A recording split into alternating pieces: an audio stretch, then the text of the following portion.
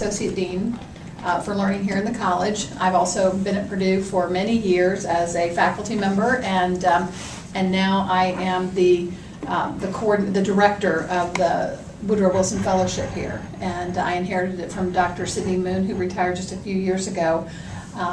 But Dr. David Eichinger and Dr. John Hill have been involved with this since the very beginning. So they're really the experts here, and Kathy Dietz has also been an expert in this and doing this from the beginning.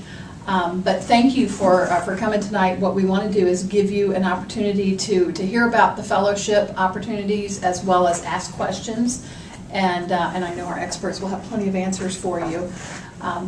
But there's this program, as I said, it's been going on since 2007. We have now had more than 60 fellows go through the program, and it originally started out with funding through the Lilly Foundation. They provided money to the Woodrow Wilson Foundation, and those monies then supported our fellows, a $30,000 stipend to offset the cost of coming back and doing a master's degree. And then in this last year, the Lilly Foundation money ran out. We are now being funded by the state of Indiana. And so right now, that's all ready to go for the next couple of years. And so we're really excited. So as I said, we're recruiting now for the next cohort. This is a high need area, not only in the state of Indiana, but across the country. In Indiana, of course, we have a really high need for experts in STEM fields simply because of the rural nature of our state. And so that's one of the things that this program really has specialized in, is our fellows then commit to going out and teaching in our rural Indiana schools for a couple of years in the content area that they're an expert in. And it really is meeting a considerable need for our schools where you might be the only math teacher, upper level math or upper level science in a high school, or in an entire, some of our rural districts, they may only have one combined school, K through 12, and you might be that secondary science teacher and teaching a lot of different areas, correct? Mm-hmm. I'm correct, okay, because that's what I've seen. And so the teachers that we are putting out through this program are really meeting a considerable need in our communities, and they end up being real leaders. One of the neat things that is part of this fellowship is that every other year they have a convening with the Woodrow Wilson Fellows across six states now, where they have fellowships going on. Indiana was one of the first three, and in Indiana we were the first to start this. And so every other year there's a convening. The next convening will be in this summer, in July, in Detroit. We're excited about it. But it should be great, and what it does is it brings past and present fellows together so that they can share information with one another about where they're teaching, what their experiences are as current fellows going through their programs of study. They go through a series of workshops, but the foundation pays for all of it. So it brings everybody together, and it's a great couple of days, great learning experience. What else am I missing in terms of purpose and history? I think you pretty well. Did I cover it? You pretty well got it. But yeah, we need teachers in our STEM fields, and I don't know how much you read in the media about the teacher shortages that we're experiencing due to a variety of reasons. But it seems that math and science and technology and special education, these are the main areas that we see nationally where we have a shortage of expertise. And so we are focused on, here in this program, the math and the science pieces. Is there anything that they're attributing the shortages to, why they're losing the variety teachers of reasons. I know that when we had the recession a few years ago, we had a lot of teachers who decided to go ahead and take early retirement, and there was not, because education is not a huge moneymaker. I mean, you don't go into education to be wealthy. You hope to marry well and then supplement that income with your teaching income. But there were, I think because of the recession, there were a lot of folks who did not go back and fill those positions. They were then looking elsewhere. So we've had a smaller number of people coming into the teaching profession, but for our STEM areas, those have always been high need areas because the level of expertise is so high. And what's neat about this program is that we discover that the folks who end up coming here are folks who always wanted to be teachers, but for some reason or another were steered in a different direction when they were doing their undergraduate work. And some have come right from their undergraduate programs into this, and others have been out in the field in industry and business, and then finally got to that point, it's like, you know what, I need to do what I've always wanted to do, and that's teach children. And they've come back and gotten those teaching credentials and have been able to go out and be successful in the classroom. So, variety of reasons. So, that's all I can think of. Okay, John. you're up. Well, I'm not going to read the slide to you, but you can see the goals of our program, and obviously our goal is to get more students pursuing STEM careers. That's something that when you get out there and you teach, that you get kids so excited about science and math that they decide they want to do that as part of their living. And increase science literacy, and then this whole thing with rural schools, community development, that's really important. We need to leverage the talents of rural communities, but we also need to develop talents in rural communities. And one of those talents we want to develop is this thing that we call science and math. So that's what it's all about. If we go to the next slide, you have a sheet here that looks like this, and this will give you an overview. So if you're accepted into the program, first make sure you apply, and then once you're accepted, then you will come in the summer. It'll probably be the first week in June, and we'll have an orientation, but you'll start your classes. You'll go through the summer. We'll have a little break right before the first semester. You'll go through the first semester, then you'll go through the winter semester or spring semester, and then you will have classes throughout the next summer. So you start in June of one year, you'll be done by August 1st of the next year in terms of preparation to teach. So there you see a list of courses that you will be taking. It's pretty well prescribed. There's a little room to take electives, but there's not a lot of room to take electives. How many are thinking about being in math, a math teacher? 3. 3, and did you all get your degrees from Purdue? Did you have a geometry course at Purdue? Not yet? If you're accepted into the program, that will be your elective, will be geometry. They'll put you in that course. It's just something we do here because that's what we do. And 9 times out of 10, if you get a job, you're going to be teaching Algebra 1 or you're going to be teaching geometry when you get that first job. So anyway, if you look at that, you'll see that we have an introduction seminar. Again, I'm not going to read those to you, but you can get a flavor of what we're doing to prepare you to teach. So we're not heavy in the content areas at all because you're smart. You will have demonstrated that you know your content area when you come in. What we're heavy in is pedagogy and preparing you to be a teacher. Now, part of that would be if you're going to be a science teacher, we have science methods classes. If you're going to be a math teacher, we have math methods classes. So you'll see that that's part of what we do here. So I will let you look at that. You will Talk about how soon they get out to the classroom.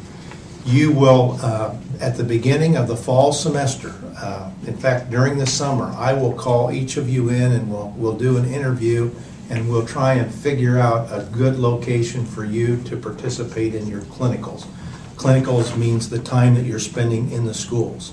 And hopefully, if things work out right, they did this year, the very first week that you have classes here on campus, you will begin spending 2 full days a week in the schools. And we've matched up assignments for your seminar class for things to do while you're in the classrooms. And in some of your methods classes, some of the other classes, they will require you to do assignments while you're observing the classrooms. We've tried to coordinate some of those things. That's critical. Then during the second semester or the spring semester, you're going to start the semester out by 2 full days in the classroom again for the first 6 weeks. And at that time, you'll be taking another methods class, as I recall, middle school methods for most of them. And I think there's a couple other classes you're taking at that point in time. Management classes. Also. Classroom management classes. Very important class. And then for the last 10 weeks, you'll spend 5 full days in the classroom. You'll essentially take over almost immediately for your cooperating teacher. The advantage you have over the regular student teachers is that you've been in those buildings throughout the whole year. So you will know the students, you'll know the rules and regulations, you'll know the culture of the school. Where if you're a brand new student teacher coming in, first time you meet those students may be the first day of that 10-week period, and they'll work you into student teaching. So you'll get more practice, we think. And the schools that we work with like that. They like having you there for the full year. You do your student teaching, you come back that last summer, you've got another transition to teaching seminar, you've got a problem-based class where you're going to learn how to build a problem-based unit, and then you have your last seminar with me, and we will try to cover all those things that you haven't covered in your preparation. So we do interviews each year, so we have a pretty good idea. Here are some things we didn't do well at, so we know we need to hit those during that seminar. But we'll also give you an opportunity to have some input into that. And the other thing that you will do is you will prepare 3 unit plans in one of the subjects that you're going to teach. So when you walk in the classroom that first day, you will be 3 unit plans ahead in one of the subjects that you're going to teach. That's trying to lower the stress level for you as you get into the classroom. Most of you will be employed by the time you have that seminar, which begins in early July and will end by August 1st. But some years we've had some that weren't hired till the second week of school. So I would encourage y'all, we'll work with you during your fall seminar. You'll prepare your This I Believe statement, which becomes part of your employment package. During the spring, we'll work with you on a resume and a letter of introduction. We'll do practice interviews so that we'll help get you prepared to go out for the job search. And we'll show you where to find jobs or some. Dave and I, usually we hear informally through the grapevine about jobs. If we do, we'll make sure we inform you about those jobs. And if you do well for us in the classroom, we'll make sure that we'll write a reference for you because we want to see you get a job and we want to see you make it. But I think you'll find here we're all here to help you. We really don't want you to be a good teacher at all. We want you to be a great teacher. Anybody can be good or average, but you got to do better than that, the people that we bring in. You absolutely have to be better than that. And so that's part of our job, to do those things, introduce you to those things where you can pick them out and you can become great in your field. So we're here to help you. We're here to tell you what we think. If it hurts your feelings, get over it, because that's what we're supposed to do. You know, if we see something that's not quite right, we should tell you about it. We owe that to you. And if we see something that's really pretty good, we owe it to you to tell you that too. So I think I will be quiet and answer questions if that helps. I think one of the things I also wanted to highlight was that after your placement, we don't disappear. Once you have a job, we have ongoing coaching where you always have for the next couple of years. You have someone from Purdue who is continuing to stay in touch with you to answer your questions, to assist you as you are becoming a veteran teacher. So it's not just we're going to train you, place you, and then leave you. We do make sure that we are coaching you for a couple of years after you are finished with your master's program and are in the classroom. So it's a nice way to transition folks. We know that you'll have some challenges during the first year Always. especially, so You know, we were in a car today. We were over on the eastern side of the state working with a student today. And that's okay with us. That's what we're paid to do.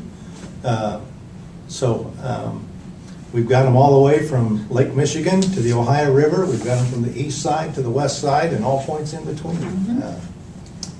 So what's exciting, so what's up here on the screen right now is, you know, in the first year, you're really covering all those general teaching skills that relate to how do you deliver instruction, how do you plan for instruction, how do you make sure your students are learning, how do you assess the effectiveness of your own instruction, and managing a classroom. You know, there's nothing like having 25 14-year-olds sitting in front of you and trying to, you know, and not all excited to learn math at the same time. And so how do you manage a group of unenthusiastic teenagers, and how do you be real positive about that? So that's really what you're dealing with in your first year, and literally in that spring 1B is when you do your student teaching.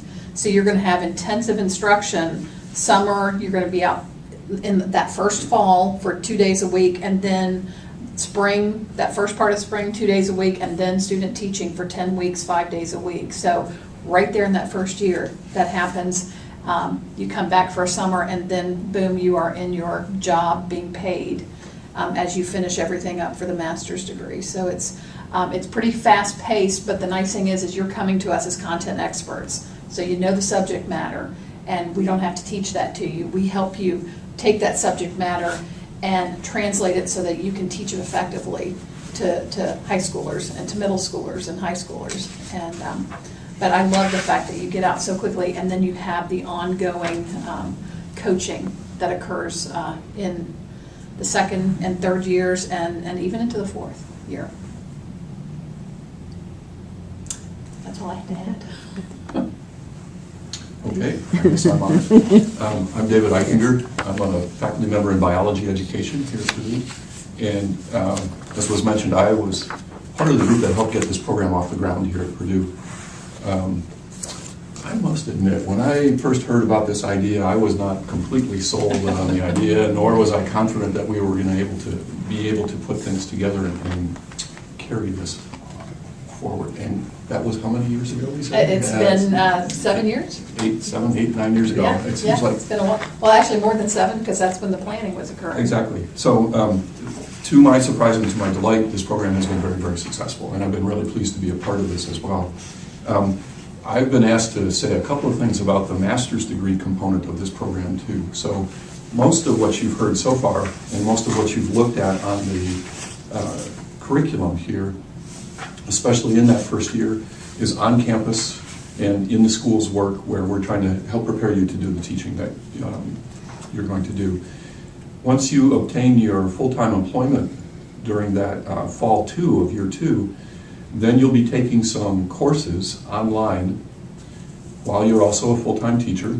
But those courses, online courses, will help you work towards completion of the master's degree component of this program. So year 1, you earn your teaching license, and then year 2, if all goes as planned, you'll meet or complete the requirements for a master's degree. And so summer 3 on this schedule is typically when most of the fellows will come back to campus. They will have prepared a professional portfolio that is representing the best elements of the work that they've done, addressing a number of different competencies. This is the same requirement that all master's students at Purdue in the College of Education have to meet. So the standards, the rigor of the program are the same across the board for the fellows as well as for other master's students. And then they come back that summer, they meet with their faculty advisory committee, and they present their portfolio. And if all goes as planned, then they've earned their master's degree. So in 2 calendar years, you are able to complete all the requirements for a teaching license and also meet all the requirements for a master's degree. That master's degree does a couple of different things. It helps with the combination of coursework, it just makes you a better teacher. So the things that you're learning during that first year, as well as the online seminars that you'll do during your second year, move you further ahead in your own professional development as a teacher. It also helps, oftentimes in the schools, to move you up on the pay scale. And so you're advancing in a couple of different ways here. Your professional knowledge as well as the rewards that can be earned through that. But it also gives you an opportunity to do a tremendous amount of reflection on your growth as a teacher. Both what you did during your first year here on campus and then what you're experiencing during that first full-time employment, that year of full-time employment when you're out in the schools. So the portfolio will be examples of your work, but also how you see yourself growing as a teacher through the campus kinds of experiences and then the classroom experiences that you will have during that second year. So by the end of year 2, you've got your master's degree. And as Teresa said, even beyond that point, you will continue to receive coaching in your content area, or you'll have additional professional development opportunities, mini grants that you can apply for, which give you an opportunity to go attend a conference or develop some curriculum materials, purchase equipment for your classroom, whatever it might be. But there will be many opportunities for continued growth beyond that point too. So, questions? Fire away. I have a question. Sure. Okay, I am not going to graduate until next spring, so I was wondering if there's anything like either just like any of these electives that I could take to prepare myself, or if I could take any of these to like get ahead or anything like that. Well, you guys can. What's your area right now? I'm currently in botany, which is like plant sciences in the College of Ag. Okay. So to count toward a master's degree, well, it's, Kathy, you can probably answer that. It's got to be graduate level, but it can't count towards your undergraduate degree. Does that make sense? Right, so were you going to take, did you say math or science, some science, biology? Science. Okay. It could be that we could look at your transcript ahead of time to see if you have some areas that you may need more coursework in, and then possibly do a course in that ahead of time. That might be the best thing, rather than we try to keep the cohort together in these courses, so we don't want people to take them ahead of time. Yeah. Because it kind of ruins the rhythm Yeah, of the that's group. true, yeah. So, That's a really good point. It's the content of the courses, but it's also the camaraderie of the courses. You So bet. that you're going through these experiences with a cohort of people, and John alluded to this earlier, you're constantly communicating, you're sharing successes and failures, and you're giving a shoulder to each other, to help encourage them and so on. So it wouldn't really make a whole lot of sense for you to try to do some of the pedagogy courses ahead of time. Kathy's suggestion is a really good one. That is, if you could share with us a copy of your transcript, and we could take a look at the range of science coursework, especially that you've had. We have certain expectations here for if you're going into the biology teaching field, for example. We'd want to make sure that you've had sufficient coursework in genetics, in cellular biology, in ecology, in molecular. So we want to make sure that you've got a broad background in that coursework. If we can take a look at your transcript now and we can identify some areas that you've not yet had a chance to address, those might be the kinds of things that you could be trying to pick up next year, and making sure that you've got all the content bases covered.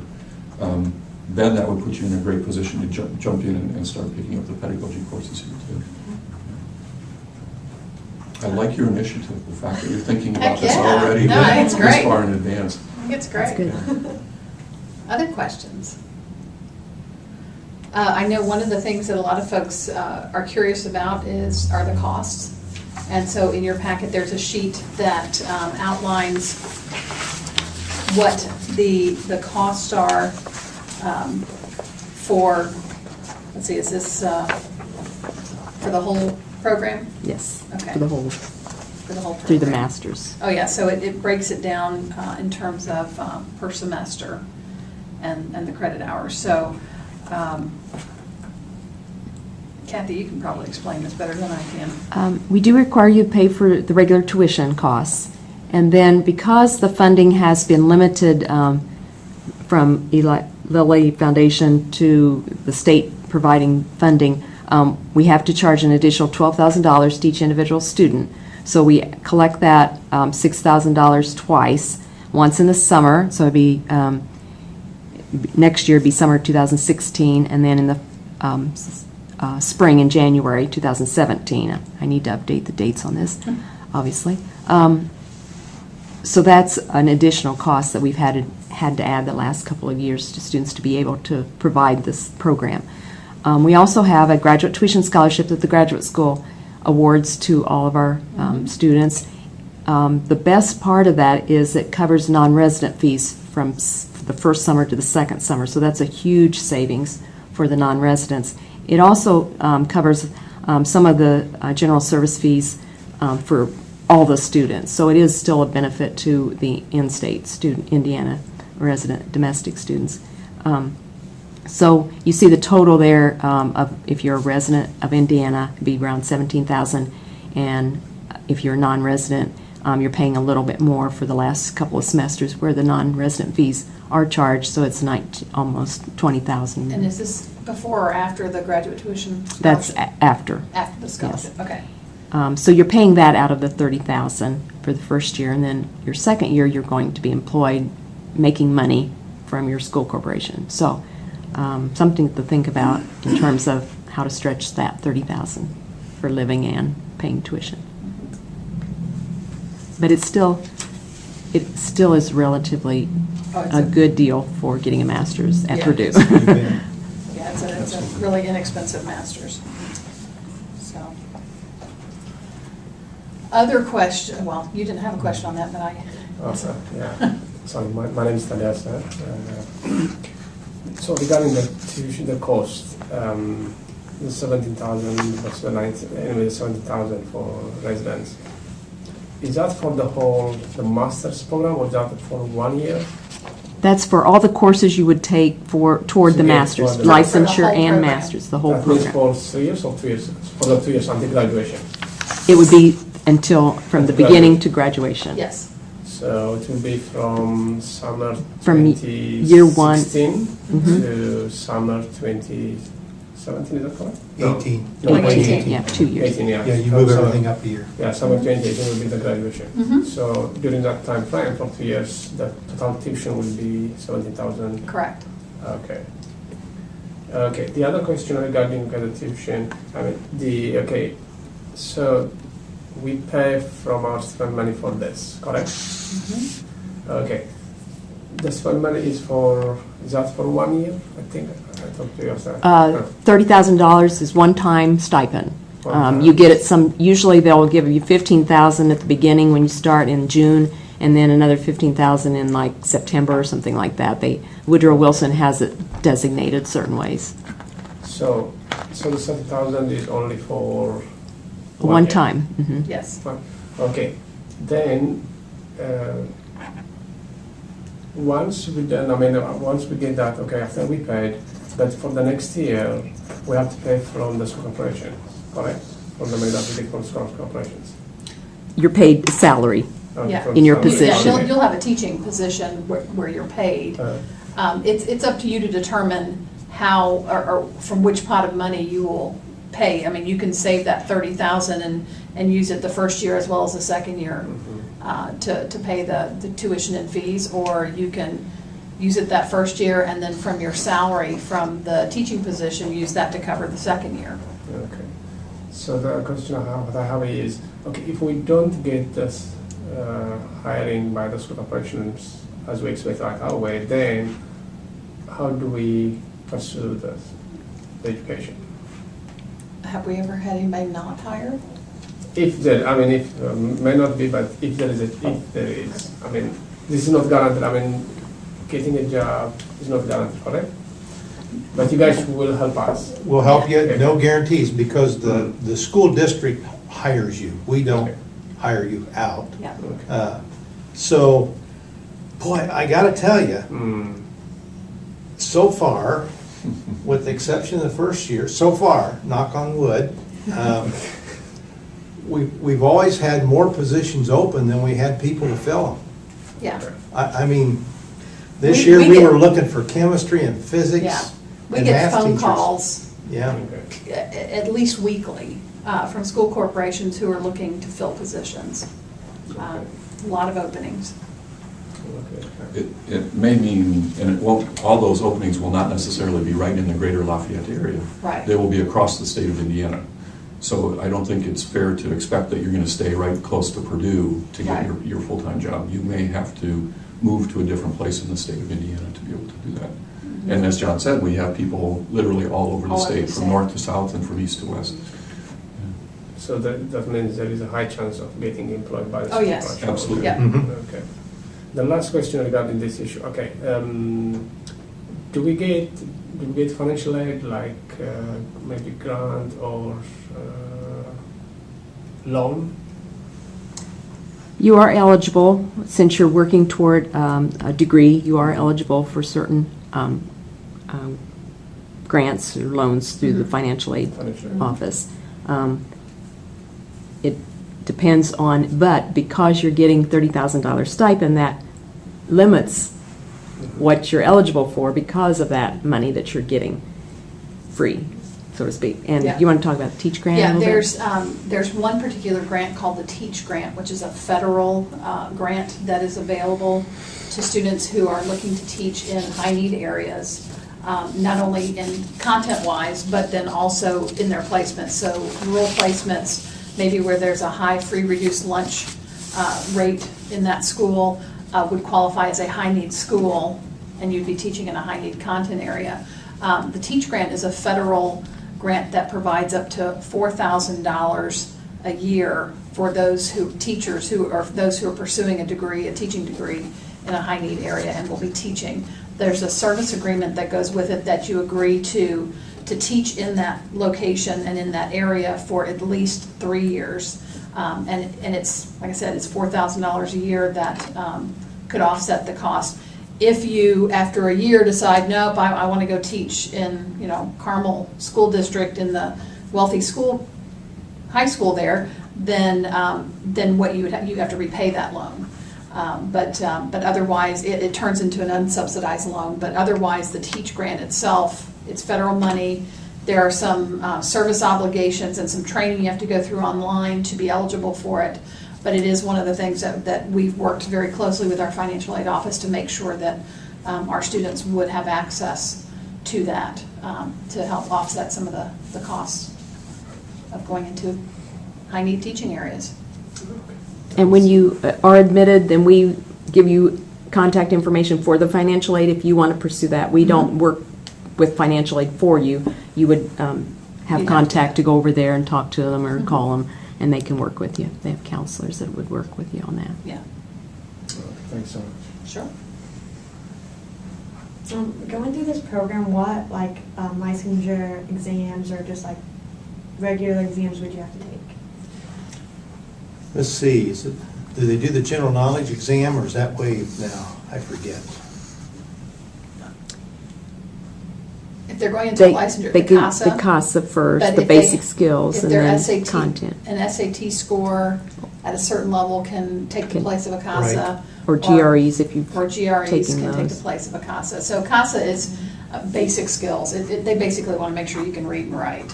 And, and if you've obtained a certain score on the SATs, if you've taken a GRE and obtained a certain score, or an ACT, you don't have to take the CASA. After the CASA, after you have finished you have to take a content test. So the content test would be in your content area, and then the final test is a pedagogy test, which where they just test you on what you know about teaching methods and teaching and different kinds of learners and differentiated instruction and all the different elements that go into the skill of teaching. And so there's 3 tests. One of them you may not even have to take, but to be licensed in Indiana, you need to have at least those last 2, the content and the pedagogy tests. We would recommend you take the content test Early. as early as possible. Yeah. And that's something that you should not have any issues with, just simply because you've already got the expertise in the content area.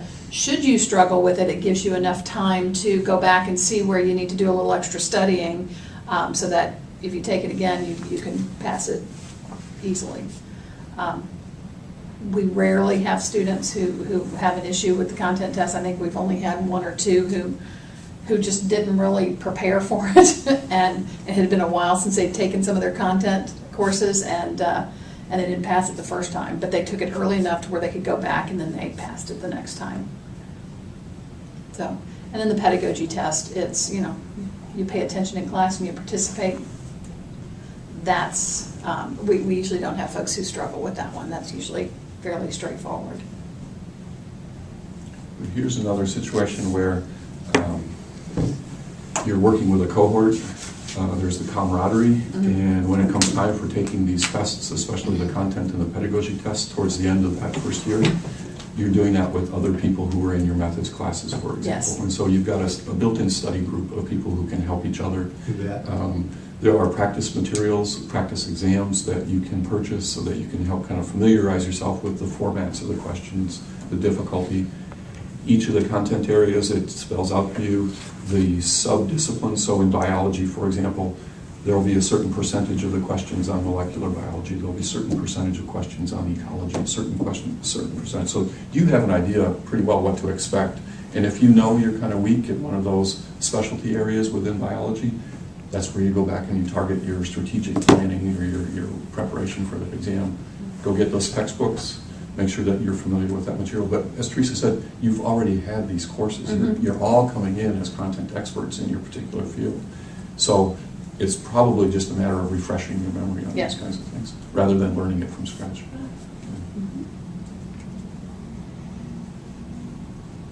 I'm curious as to what has piqued your interest about wanting to consider becoming a teacher. I don't care, I'll go first. Sure. I graduated in Purdue a couple of years back with a degree in mathematics. While I was here at Purdue attending, I coached at a local high school. I coached at West Lafayette while I was here, and I very much enjoyed the self-gratification or as far as like teaching somebody something, seeing them acquire the skill and then be successful with that.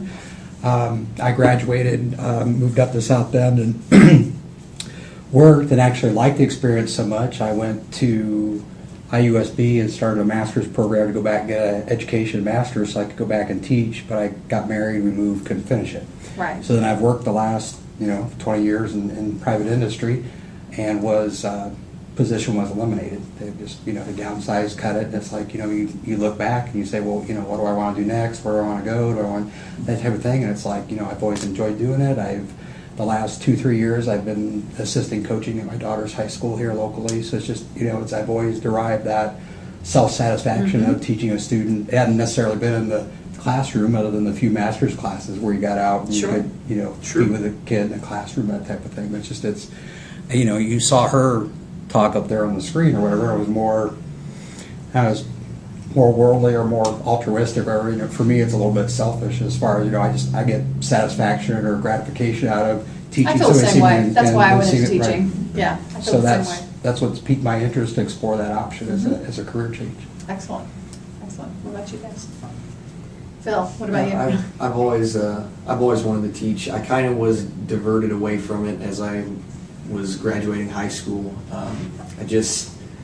I had a cadet teaching class in high school, and it wasn't very good. I didn't get out of it what they were expecting I would. Basically, they showed me all the hardships of teaching and didn't show me any of the joys. Aw. And so after seeing it again in another light, I kind of like to get back on board, and I feel like this is definitely a way that's feasible to do that. Yeah. Well, I'll tell you what, it's truly just a wonderful profession to be in, and none of us would be sitting here if we didn't, love the field and love working with kids. But truly, it's that inner satisfaction of knowing that you're really making a difference every day for every single child. And sometimes you don't even know what kind of a difference you're making for those kids, not until you see it down the road. But it's important work.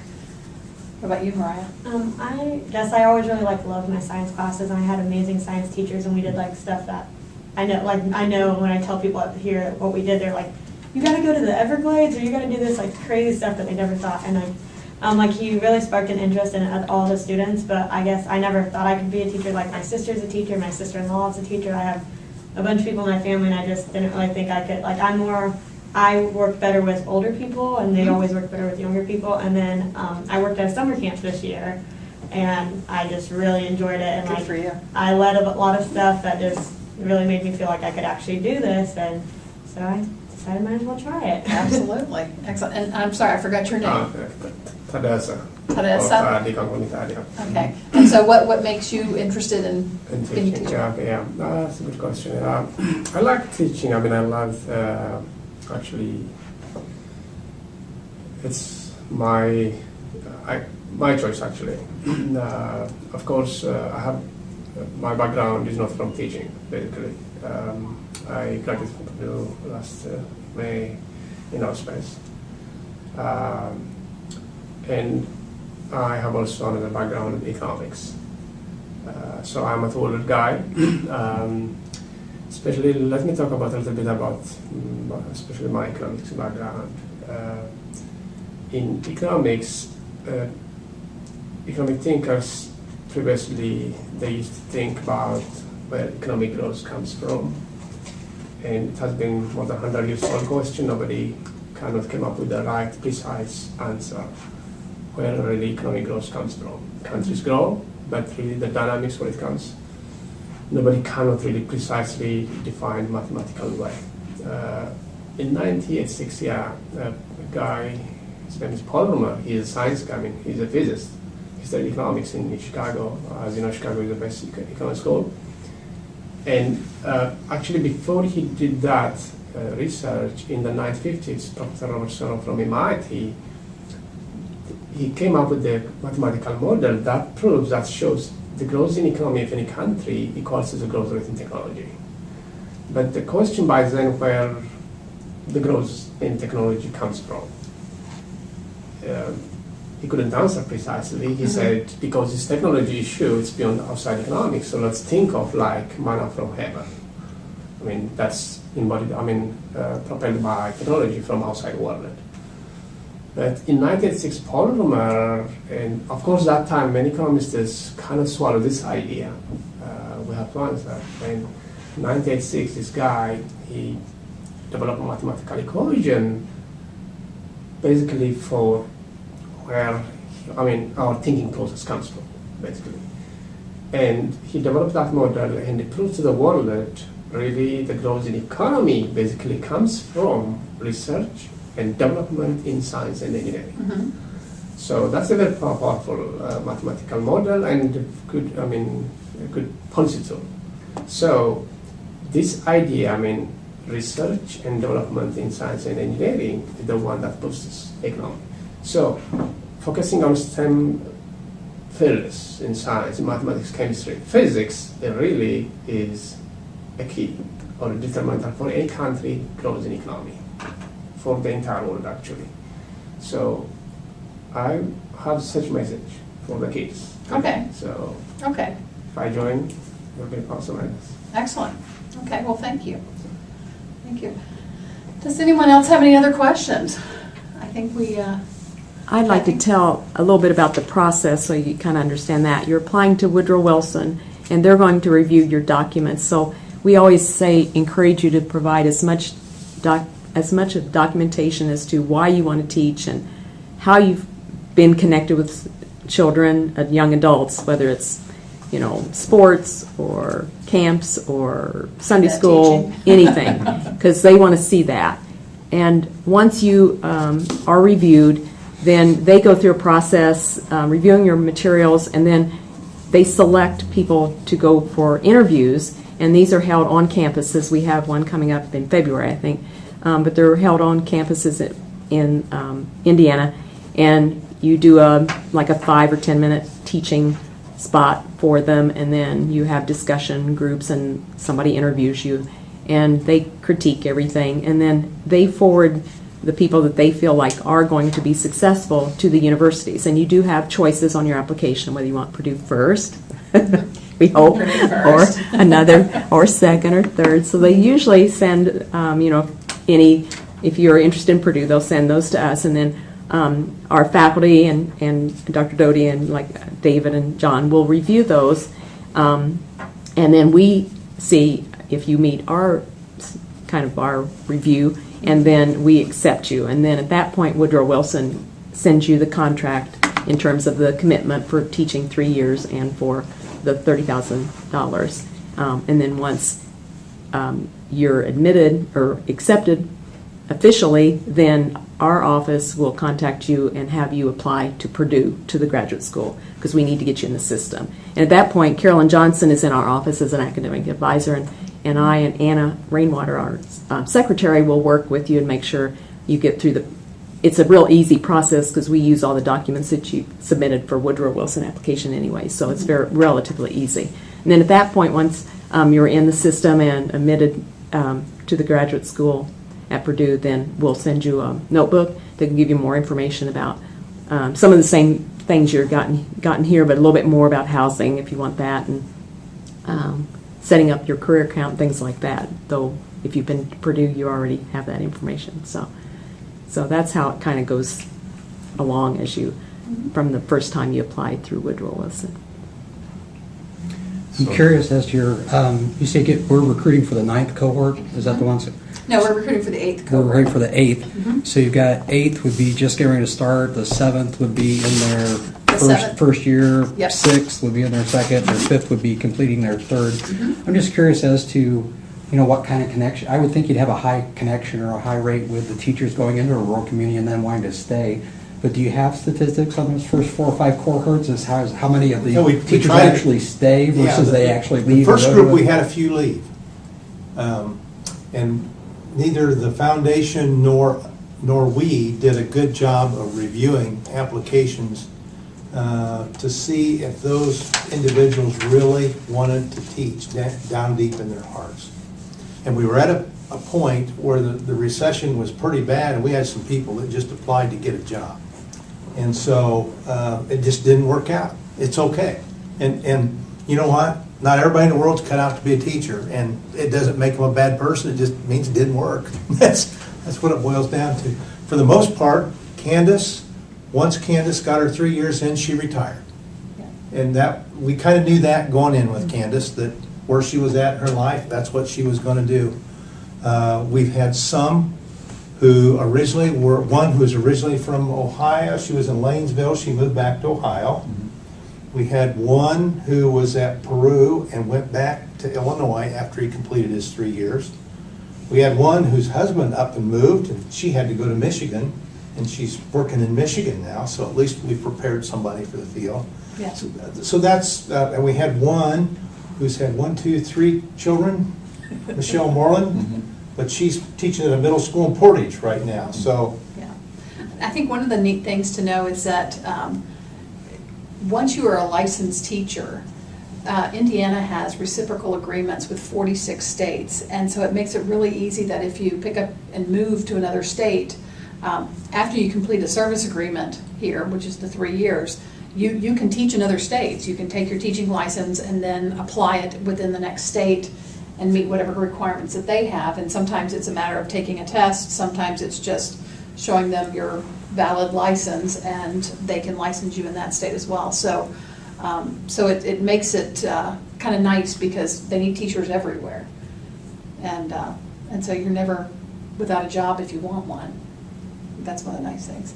But yeah, in terms of data. Just, Yeah. a Warren County, or, you put a teacher in there, or Yeah. like that, do you have like 80% of the graduates stay in a rural teaching environment, or do they transition to the Carmel example that you're talking about? Or I guess Actually, we that's did just- have one, once she completed her 3 years, she transferred to Carmel. It's interesting because many of the fellows that we've had previously actually come from rural communities, and they want to go back to those same communities and teach there. And in fact, I'm thinking of Russell, who he's down south near not Evansville, He's in other side. DB. Yeah, and that's kind of where he's from, and he wanted to be in that small rural community because that's what he knew and loved, and where he wanted to teach. And so we have found that that's been really good fits for a lot of the fellows. I just know from a coaching standpoint, you develop a relationship or a bond, and it's hard to want to change. And I thought, it would be similar with a student. I just wondered how many of you, the rural environment, obviously that's different than teaching at a West Lafayette versus, someplace else. Yeah. What type of struggle on that do they have to get into that rural environment? Is that they're there for their 3-year commitment, and then you've got a 50% turnover rate where they don't stay in a rural and they go, or you see a 80-90% rate, they stay there, just, you develop that bond and relationship. Well, that's part of why we do this coaching thing for your Yeah. first 3 years on the job. Because we know if we can get you through the first 3 years on the job, the probability is really high that you're going to stick with it. You haven't asked about some challenges, so I think there are 3 big challenges you got to figure out. And one is that you got to figure out that this is all about them and not about you. That teaching's all about the kids. And if you focus on that and figure out it's not about you and don't feel sorry for yourself, because everything you do, you're trying to help kids. That's a big challenge to get over. Once you get over that, it gets real smooth. The other thing is you're all real smart, but the kids you're going to teach, they don't learn the way you learn. They just learn in different ways, and so you got to figure that out. And we'll have some classes that'll help you figure that out. But once you get that figured out, then I think you just have to know that it is really hard work. Yeah, teaching is not easy. It is hard work. Now, on the flip side, it's rewarding as heck.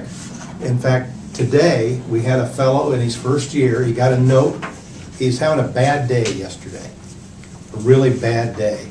But a student wrote him a note about how much yesterday, what he said to her meant to her.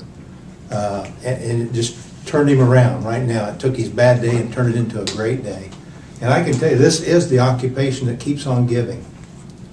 So, right over here in the math building, there's a math professor. I taught him 6th grade math. And I know he's a professor because I got him started right. But I can tell you, and it's really neat, because he comes and he'll speak to the classes, and to this day, he cannot call me by my first name. He calls me Mr. Hill. And then there's a person in HR who's been here on the campus in HR for 26 years, and I taught him in the 8th grade and coached him in football. And it's just really neat. You'll have people come back to you and talk to you. A couple summers ago, my dad was sick, and one of the EMTs, he said, "You remember me?" And I looked at him. I didn't remember him. Once he told me what his name was, I remembered him really well. I was a principal for him. And he was an honoring cuss. But the neatest thing was, he was a great EMT. He was absolutely great, and it just made you swell up inside. It was really neat. So those are the kinds of things that happen to you, and the occupation just keeps giving back to you over and over again because you give to them. Yeah. That's what's really neat about it, I think. Yeah. You know you've played a role in something really important, and that's developing young people into You bet. successful adults, and yeah, that's why we do it. And it's fun, Yeah. most days. So, You have a sheet that has contact information for everyone, so if you have questions down the road or something, somebody said that you didn't understand, let us know. And there's the application website link to apply, so we encourage you to apply and let us know if you have questions. yeah, we're around most days.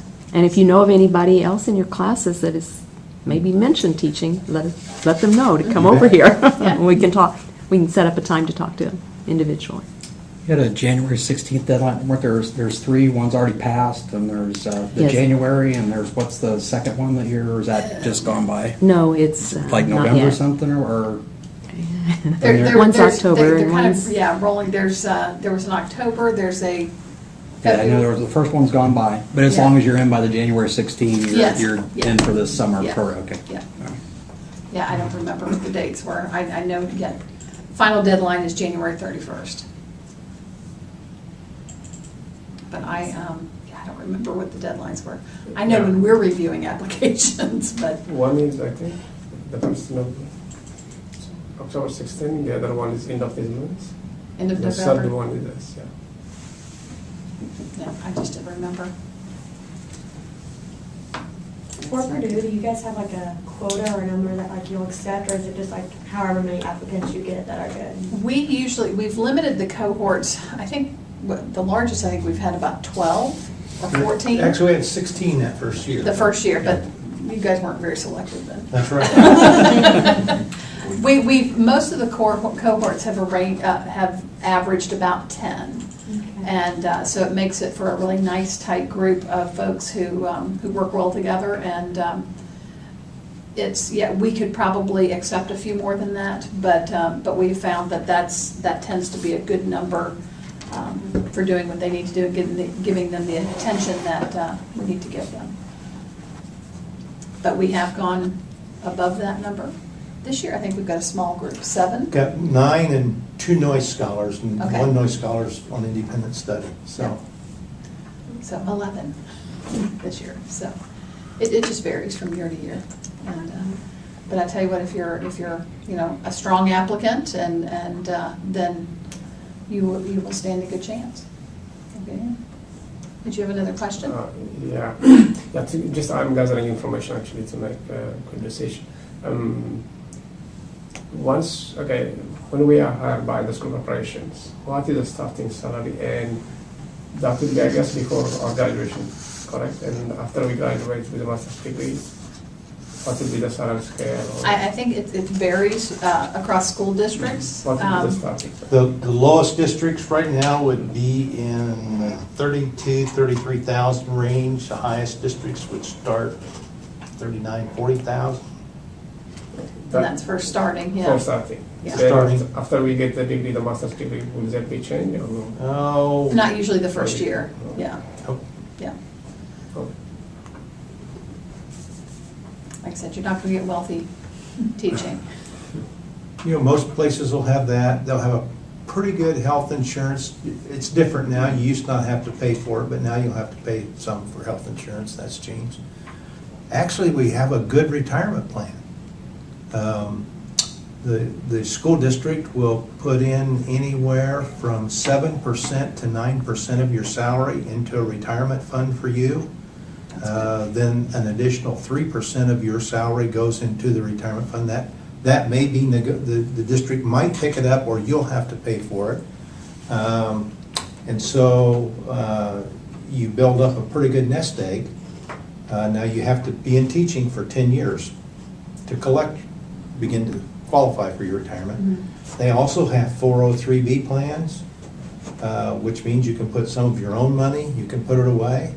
They have what are called VIVA plans, which you can put a little bit away each month, and then when you retire, that you don't pay any taxes on the money going into that, you don't pay any taxes coming out of it, and it can only be used for additional medical expenses after you retire. So there are those kinds of things that districts have that you can pay into, and it really, you know, in Indiana, the thing you get to do is you can have your retirement and Social Security.